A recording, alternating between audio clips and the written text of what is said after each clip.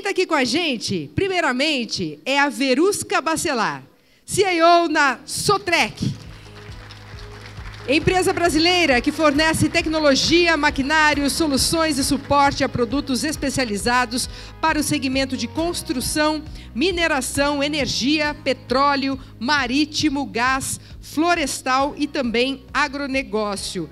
Oi, Verusca, seja bem-vinda. Obrigada. Convido também a Valéria Pessoa, irmã da Verusca, CIO no ECAD, entidade brasileira responsável pela arrecadação e distribuição dos direitos autorais das músicas para seus titulares, com um fã-clube aqui no nosso evento. Por favor, fã-clube. Muito bom. Convido ainda, pessoal, o mediador desse Papo em Família, que é o Rafael Flecha. Ele é diretor de negócios na Sensídia. Vem para cá, seja bem-vindo, Rafa.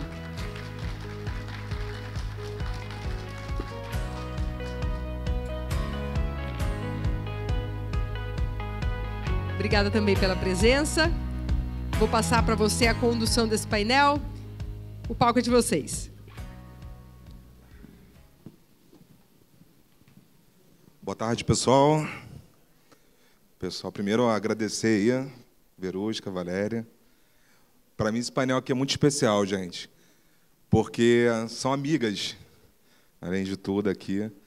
E uma pergunta que todo mundo faz, né?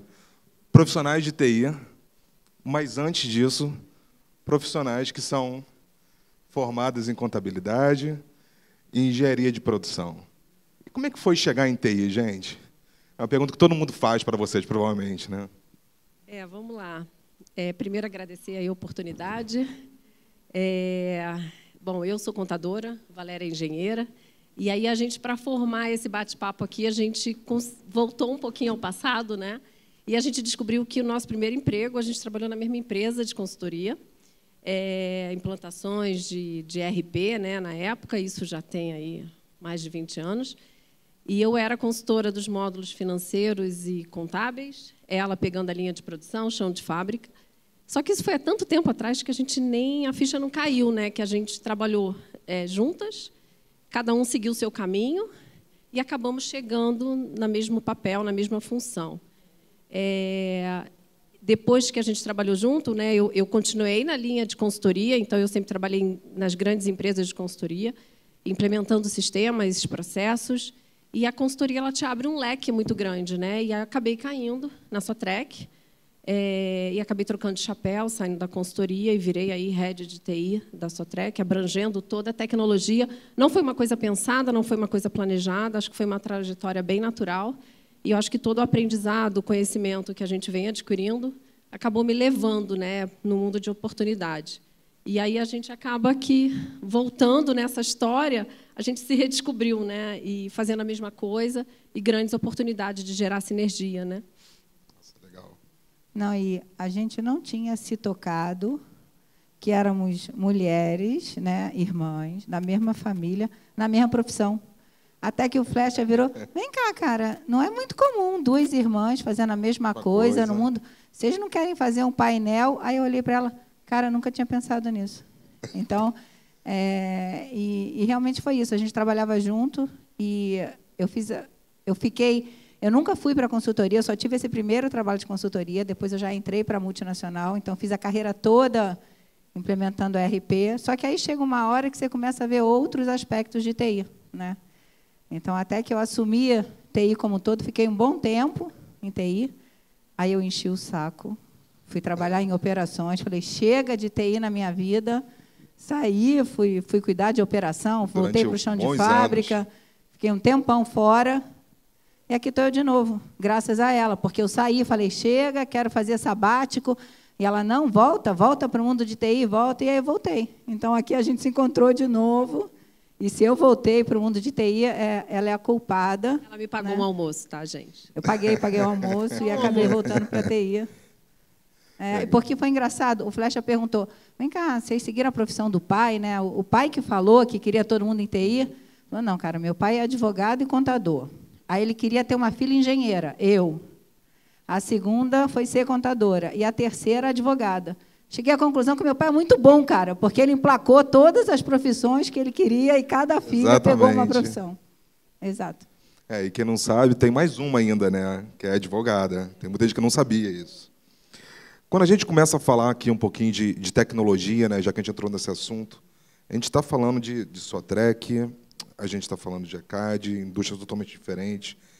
Como é que a tecnologia impulsiona, assim, olhando para o segmento de vocês? Então, tecnologia é o coração do ECAD, né? A gente fala que dentro do ECAD, por incrível que pareça, TI não é olhado como aquele fardo pesado que é despesa e incomoda. É pesado, é caro, mas é visto realmente como algo estratégico para o que a gente faz, porque a gente trabalha com um volume de dados muito grande, você imagina. E é um trabalho muito feliz, né? Quem tem o privilégio de trabalhar com música? Tem até bastante gente aqui nessa sala que trabalha com música, mas é um segmento muito legal, né? Então, você consegue juntar o prazer do que você está fazendo, que é um propósito, né? O ECAD existe para impulsionar a música, para manter a música viva. Então, tem um propósito muito legal, mas tem toda a tecnologia ao redor para fazer a identificação da música, para fazer... Você imagina que a gente tem uma carta de clientes, né? Chegam a 700 mil e-mails cadastrados, porque todo mundo, gostando ou não, deveria pagar ECAD. Todo restaurante, todo hotel, todo estabelecimento. Então, você acaba que você tem um ramo de clientes, que a gente chama usuário de música, muito grande. Então, tecnologia é absolutamente chave, e a troca de informação, né, entre o que é o trabalho de arrecadar, o que é depois de identificar essa música, para depois distribuir, isso tudo é um festival de integração do começo até o final. Eu falo que tecnologia, hoje em dia, é o coração do ECAD ali, né? É o que movimenta. Tem um time grande do ECAD aqui, eu conheço grande parte, e eu vejo como essa galera é competente, o que eles fazem lá dentro, entendeu? Exato. Bacana. Falando um pouquinho de Sotrec, você, enfim, máquinas amarelas, né, todo aquele maquinário Sotrec, a gente está falando de grandes equipamentos caros, e a tecnologia ela vem exatamente para monitorar essas máquinas, fazer análise preditiva dessas máquinas. Então, você tem muita tecnologia embarcada, e aí a gente tem o grande desafio de conseguir, realmente, junto com a Caterpillar, né, que é o fabricante da máquina, conseguir fazer a leitura desses dados. A gente tem sistemas e toda a parte de back-office, que também é muito pesada, toda a parte de manutenção, de operação desse serviço. Então, a gente tem os dois lados dentro da TI, né? Aquela parte que é realmente a sustentação do back-office, dessa operação de técnico de campo, de serviço, oficina, venda de peça balcão. Muita gente não conhece muito o modelo da Sotrec, mas a gente é quase um varejo, porque se você tem uma máquina e você quer ir comprar uma peça, você vai numa filial, dentro de um balcão, e compra essa peça. E, ao mesmo tempo, a gente tem muito serviço de manutenção e suporte para garantir realmente a operacionalização das máquinas, para não parar, e grandes clientes, né? Então, e tem uma sinergia de troca muito grande de tecnologia com esses grandes clientes, né? Então, e aí, só aproveitando o gancho, onde a gente consegue realmente fazer toda essa integração, essa comunicação. Sem a tecnologia, isso não seria possível, né? Que bacana. Quando eu falo assim, eu acompanhei a jornada de vocês, quando vocês começaram a trabalhar com a API, né, desde o início. E eu estava na Roundtable hoje falando, né, que todo mundo começa a trabalhar com a API para resolver um problema de integração interna. Isso é mais comum em todas as empresas. E depois as pessoas começam assim, poxa, eu posso fazer mais do que uma integração interna. Eu posso fazer algo diferente aqui. Quando a gente vai nessa linha, assim, eu até pergunto para vocês, qual será o próximo passo? Assim? Eu vejo assim, poxa, qual será o próximo passo do ECAD, além de uma integração interna? Eu sei que vocês estão fazendo já uma baita jornada. E qual será da Sotrec também? Isso é muito legal. Realmente, a gente começou a nossa jornada muito na parte interna, né? Estou com meu time aqui também. Eu acho que foi um grande desafio. Eles me convenceram a trazer e escutar o que era essa API.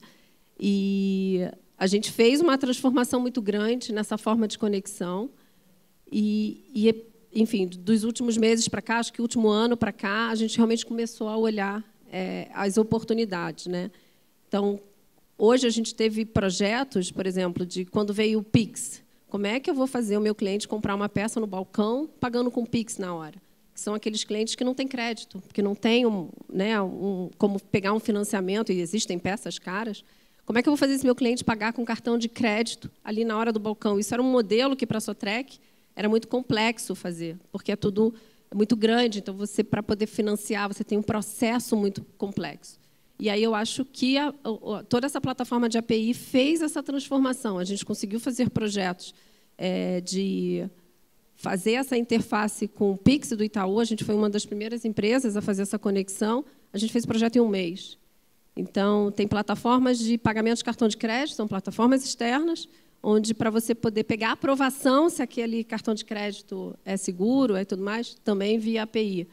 E diversas, né, integração com o Serasa, enfim, diversas, e integração com os clientes. A gente tem B2Cs aí pesados com nossos grandes clientes, que vem a plataforma de API, ela faz a gente otimizar e realmente ter mais velocidade, mais agilidade, porque aí a gente foi fazer um resgate, eu tinha, sei lá, umas 7, 8, 10 interfaces de clientes. Cara, foi um desafio enorme, unificar tudo num único canal, numa única ponte, uma única API. Então, toda vez que tem mudança, eu não preciso mudar as 10, eu mudo uma só.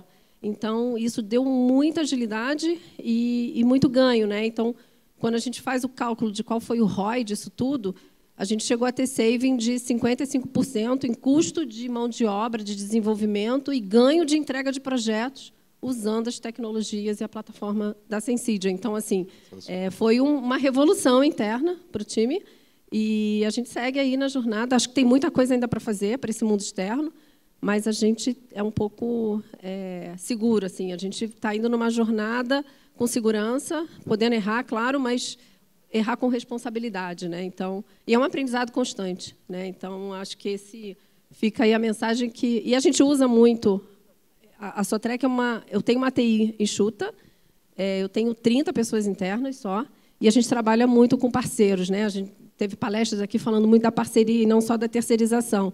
Então, como é que eu faço essa sinergia, olhando os parceiros, olhando novas tecnologias, e isso dá mais agilidade para a gente, né? Então, a gente estava antes aqui, eu falei, me explica essa conta aí que você fez, porque a gente vai ter que fazer essa conta também, né?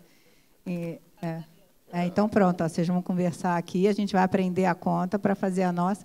E, na verdade, olhando para a música, a gente tem um universo gigante na frente, né? E eu estou naquela coisa perigosa, o CIO vai fazer aqui e os malucos ali vão ter que entregar, né? Eu estou naquele momento super perigoso.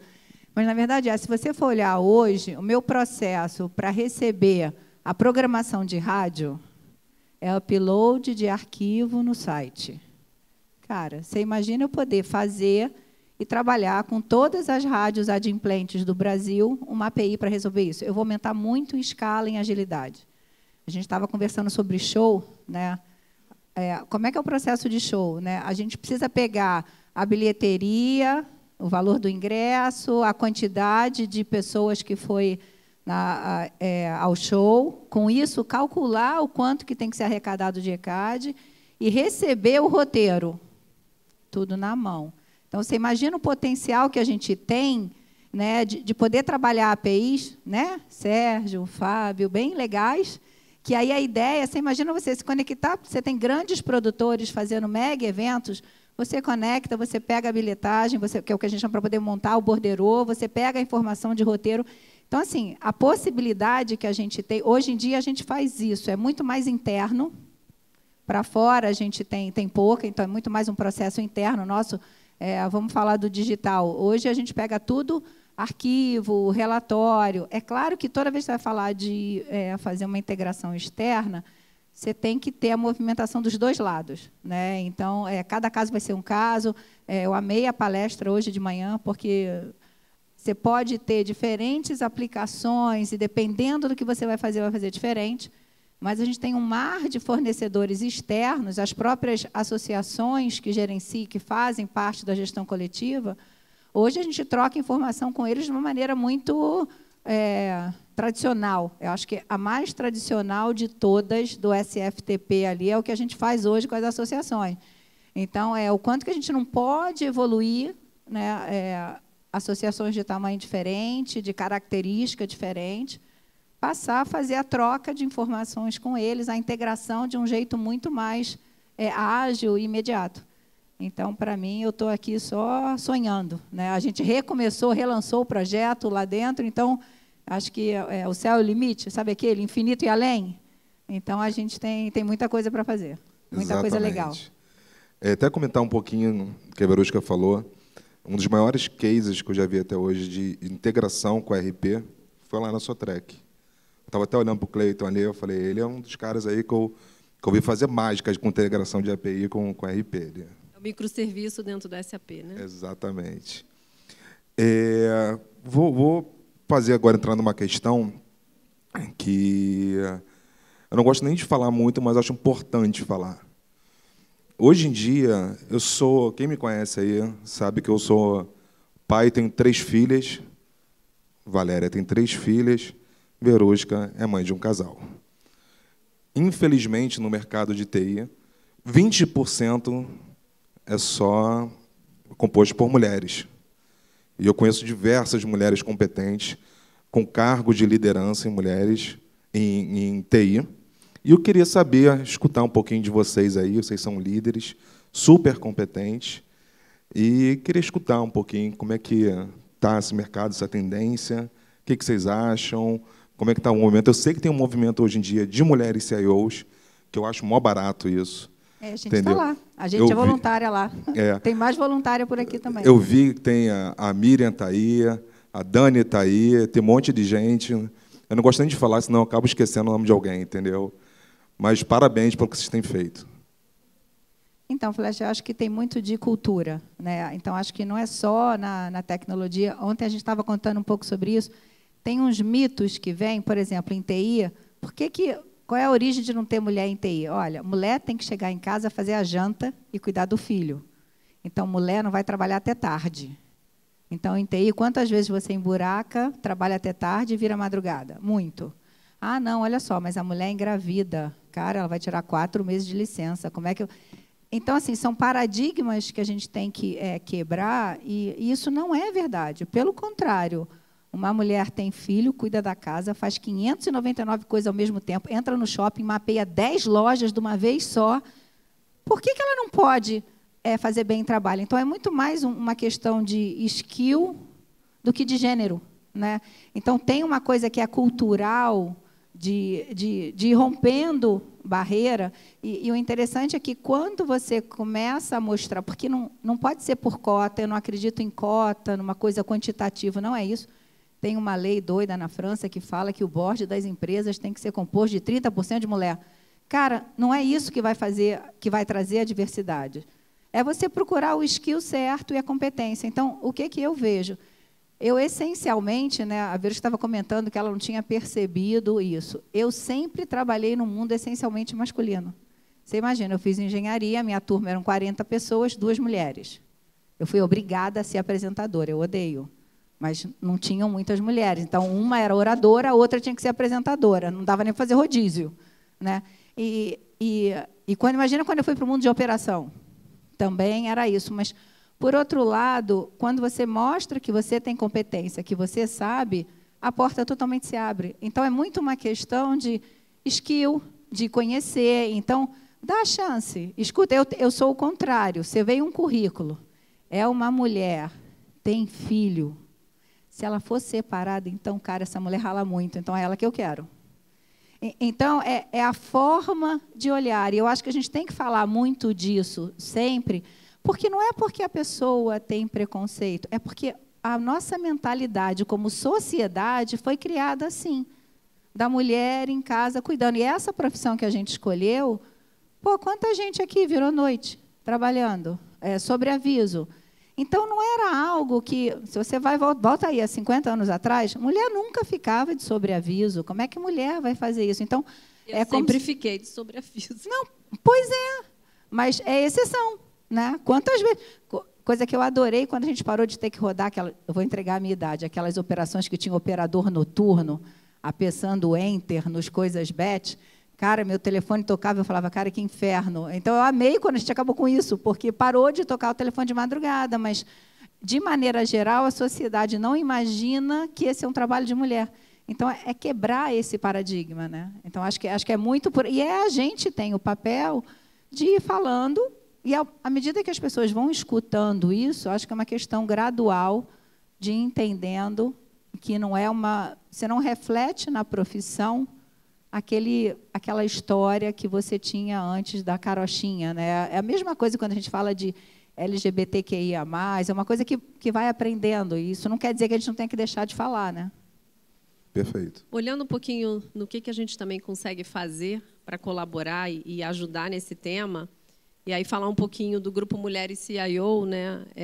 Se vocês olharem o LinkedIn, a MCIO, a Miriam está aqui também, ela é do grupo.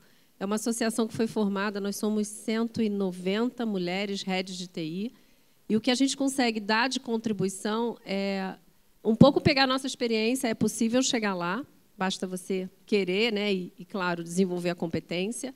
E aí a gente consegue fazer a troca, né, onde o grupo forma subgrupos, e tem mulheres incríveis ajudando com coach, com mentoria, com direcionamento de carreira e com parcerias nas grandes empresas, né? Então, a gente recentemente está conversando, por exemplo, com a Microsoft, que ela tem o programa Conecta Mais, então, onde ela dá treinamento dentro das ferramentas, só que muitas se perdem no caminho. A gente fez uma academia com a Cisco, de cibersegurança. Se inscreveram 100, concluíram 10. E era uma academia só para mulheres. Mas elas não conseguem terminar, seja porque tem outros afazeres, ou seja porque, às vezes, elas não se sentem capazes de continuar, e aonde a associação está entrando é criar essas mentorias, esse apoio. Então, ganham madrinhas, né? E aí essas madrinhas ajudam nessa jornada. Então, acho que essa é a forma que a gente encontrou de contribuir, pegar os nossos exemplos de carreira, das nossas conquistas. É difícil, mas é difícil para os homens também, né? E tentar mostrar para elas que elas são capazes de chegar lá. Então, eu acho que o grupo MCIO, a gente tenta sempre fazer essas parcerias, são totalmente voluntariado, né? A gente não tem benefício nenhum, e a gente normalmente recebe muito mais em troca do que a gente dá.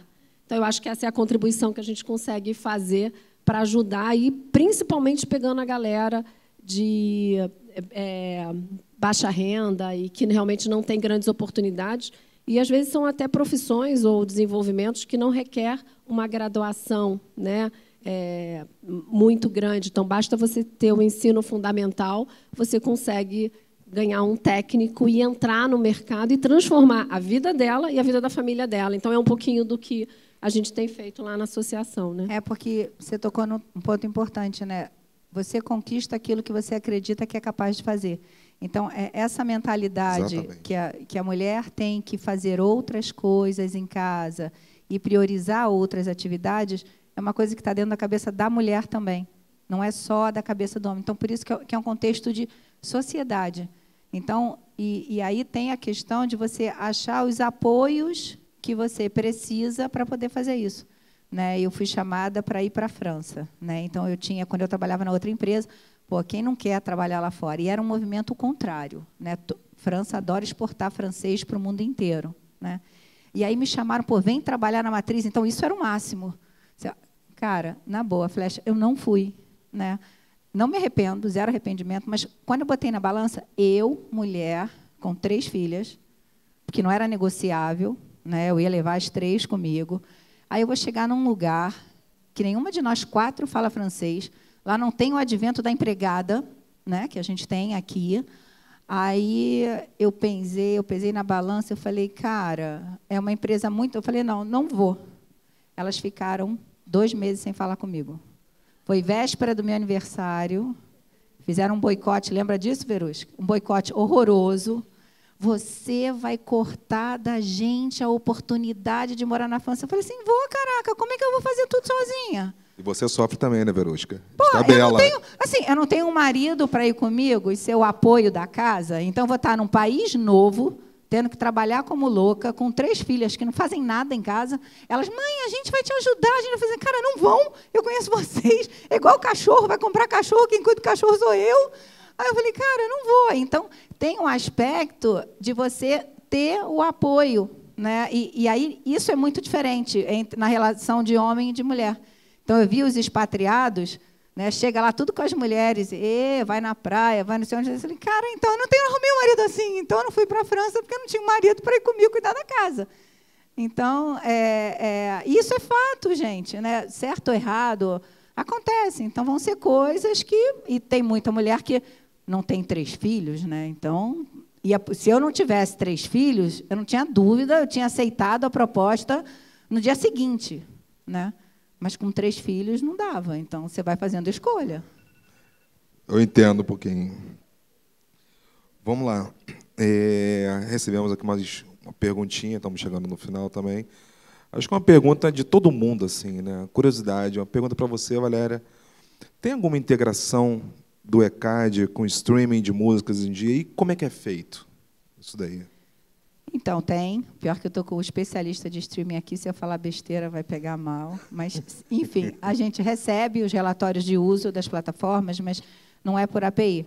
Né? A gente recebe por SFTP, tem toda a segurança do file, do arquivo, a gente recebe esses arquivos, armazena, processa a cada 3 meses, preciso guardar a informação, então a gente tem um volume interessante de guarda, que quando a gente recebe essa informação, a gente faz uma primeira rodada para verificar uma linha de corte, para saber o quanto que eu vou pagar, porque você imagina que no nosso negócio, a gente pega o Spotify, ele tem um contrato com a gente, então ele paga um valor mensal, que é um percentual da receita dele, e ele manda o relatório de uso com bilhões de execução. Só para você ter uma ideia, a solução é de 2009. A gente já identificou mais de 2 trilhões de execuções de lá para cá. Só que a gente precisa... Isso é que a gente identificou. Então, num primeiro momento, a gente faz um corte, uma execução tem que monetizar no mínimo R$1.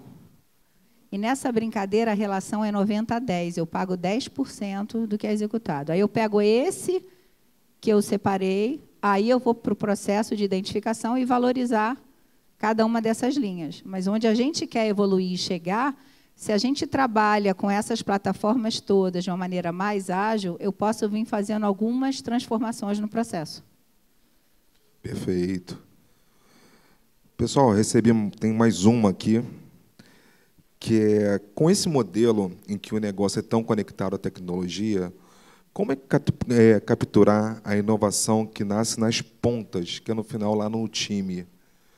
Vocês têm uma ideia? Como é que pode ser feito isso? A gente está falando time, equipe nossa interna? Exatamente. Então, tem um desafio de como... O nosso desafio hoje, né? Ideia, existem muitas. No nosso caso, o desafio, a gente regulamentar. Tudo que eu faço, eu preciso auditar. Então, você quer ver uma palavra aqui para a gente dar um pouquinho de nervoso? Pô, identifica a música aí, pô, o Shazam faz isso. Cara, a gente tem uma síncope, porque o Shazam está preocupado em saber só qual é a música. A gente tem que pegar aquele fonograma, saber qual é a versão, então eu tenho que saber qual é o intérprete, qual é o músico, qual foi a gravadora, qual foi o produtor. Então, eu preciso de uma acuracidade de identificação e uma capacidade de guardar para a auditoria, porque o titular reclama, entra na justiça, eu tenho que guardar tudo muito tempo. Então, o incentivo que a gente tem é pensam em ideias, né? Então a gente tenta trabalhar. Então tem um cara aqui, o Davi é o rei das ideias, que foi o cara que desenhou o digital.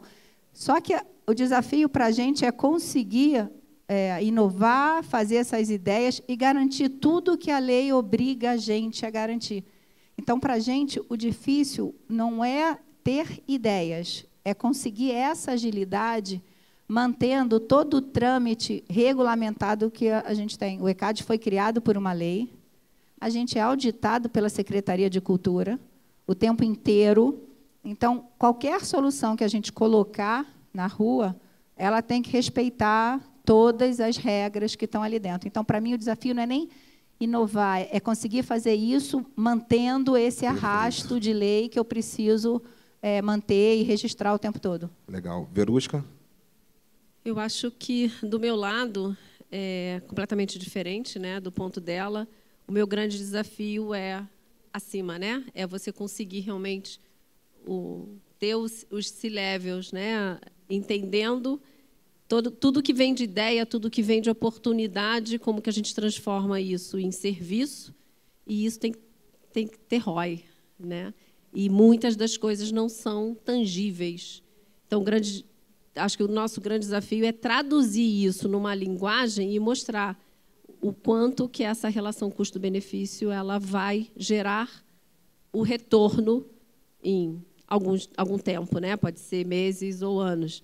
E aí, quando eu converso com os meus amigos, né, meu network aí de CIO, é um problema das grandes empresas, né, que é, por mais que o presidente, CEO, tenha a cabeça de tecnologia, acha que entende tudo, na hora de assinar o cheque, né, digamos assim, é um pouquinho diferente. Então, não adianta só trazer ideia, colocar ideia, se a gente não consegue traduzir essas ideias numa linguagem não técnica, né, e conseguir o budget aí necessário, né? Então, esse ainda é o meu grande desafio aí. E eu brinco com ela que eu sou duplamente feliz, né? Porque eu trabalho com música, que é uma parada super legal. Perfeito. E eu sou uma empresa sem fins lucrativos. O que a gente arrecada, está combinado, a gente gasta. Então, eu não tenho esse drama, né? E é claro que é com responsabilidade, claro que é priorizando, mas a gente tem... E isso é o legal de estar regulado, né? Então, a gente consegue queimar essa etapa. Eu não tenho a menor saudade de fazer ROI, de ir para board. Zero saudade desse processo. Eu lembro então, uma vez que eu cheguei... Eu sou muito feliz hoje, muito. Eu cheguei no ECAD, eu falei pro Fábio ali, não, é tipo um Shazam. Nunca mais eu falei isso. Cara, tomei uma bronca. Acho bom. Eu falei, já vou perder o amigo, aqui, cara. ECAD não é Shazam. Vou perder o amigo. Não, nunca mais. Entendeu? Pessoal, agradecer aqui. A gente chegou ao final. Valéria, Verusca, minhas amigas, posso falar hoje em dia. Agradecer a todo mundo que está aqui, que acompanhou. Palmas pelo que vocês têm feito. Entendeu? E por quem vocês são. Obrigada, gente. Obrigada.